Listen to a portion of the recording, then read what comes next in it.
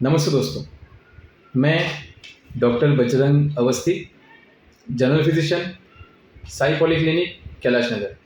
दोस्तों, आज हम बात करने जाएंगे टाइफाइड फीवर पर, जिसे एंट्रिक फीवर भी कहते हैं। टाइफाइड ये बैक्टीरिया से होने वाला इन्फेक्शन है। Salmonella typhi, salmonella paratyphi, ABC, ये बैक्टीरिया से टाइफाइड इन्फेक्शन होता है। जब कभी हम दूषित खाना या दूषित पानी रेस्टोरेंट में या घर में खाते हैं, या अंडर कुक्ड कम पका हुआ खाना रेस्टोरेंट में या घर में खाते हैं, कहीं पर भी बाहर खाते हैं, तो इसके माध्यम से ये बैक्टीरिया हमारे शरीर में एंटर करता है। ये बैक्टीरिया जब शरीर में एंटर करता है तो इसके सिम्टम्स ऑलमोस्ट 7 to 14 डेज के बाद में ही दिखाई पड़ते हैं। 7 to 14 डेज के बाद में जो सिम्टम आते हैं, जो इसमें प्राइम सिम्टम आता है फीवर ऑलमोस्ट 102, 103, 104 का फीवर रहता है। ये एक step ladder type of fever रहता है, मतलब एक सीढ़ियों की तरह फीवर चढ़ता है। 100, 101, 102, 103 और एक लेवल पे आके वो रुक जाता है।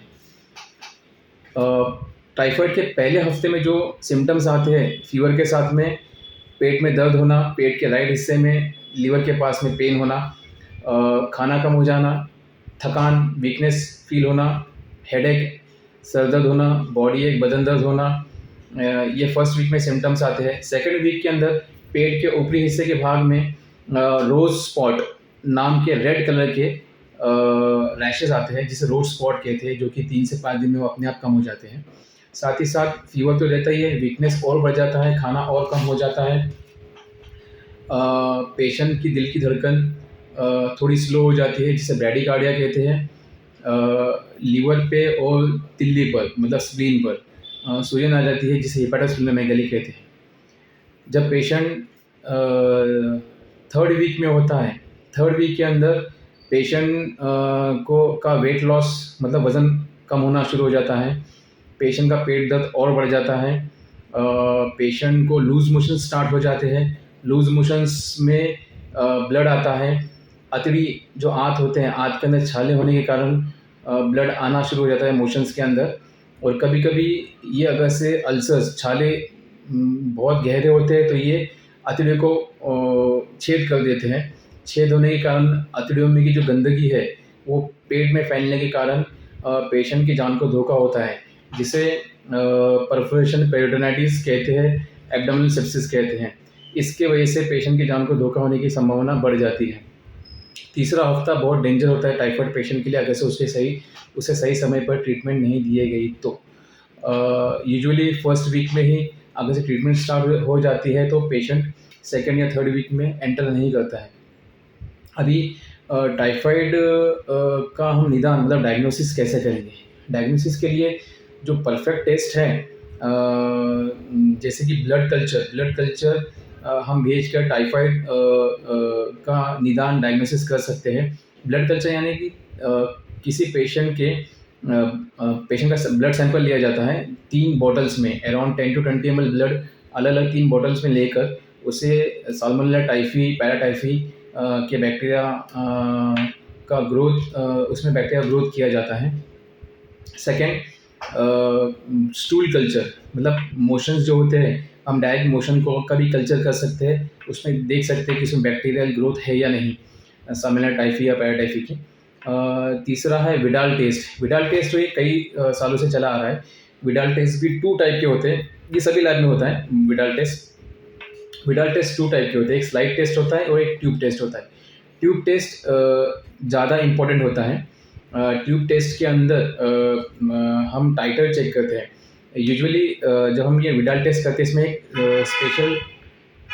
स्पेशल टाइटर होता है, उसकी एक स्पेशल लिमिट होती है।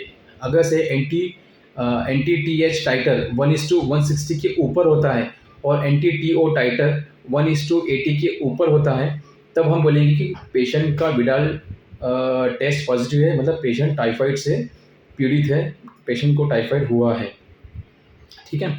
और विडाल टेस्ट जो होती है, इसका ये यूजुअली 7 दिन के बाद, बीमारी के 7 दिन के बाद ही पॉजिटिव आने की संभावना ज़्यादा रहती है विडाल टेस्ट।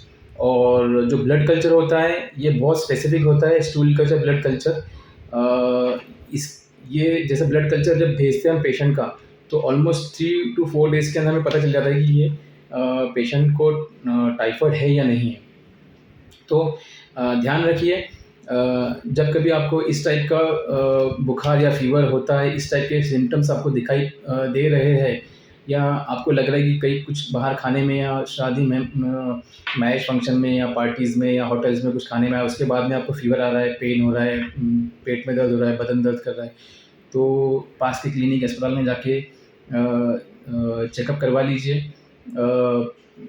याद रहे कि सेल्फ मेडिकेशन नहीं करना है।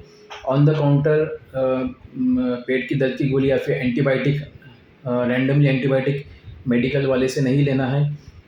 कभी कभी हम एंटीबायोटिक लेते हैं, उसका पूरा कोर्स नहीं करते हैं, हाफ कोर्स करने के बाद में एंटीबायोटिक रेजिस्टेंस डेवलप होने के चांसेस ज़्यादा हो जाते हैं। ध्यान रखिए, क्योंकि 3rd वीक तक अगर से टाइफाइड के पेशेंट जाता है तो उसके जान को धोखा होने की संभावना बढ़ जाती है। तो इसलिए पास के क्लिनिक में, अस्पताल में जाके दिखाइए, टेस्ट करवाइए और अपना सेहत का ख्याल रखिए।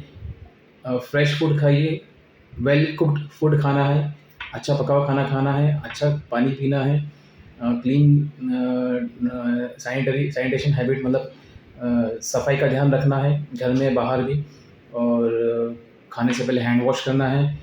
और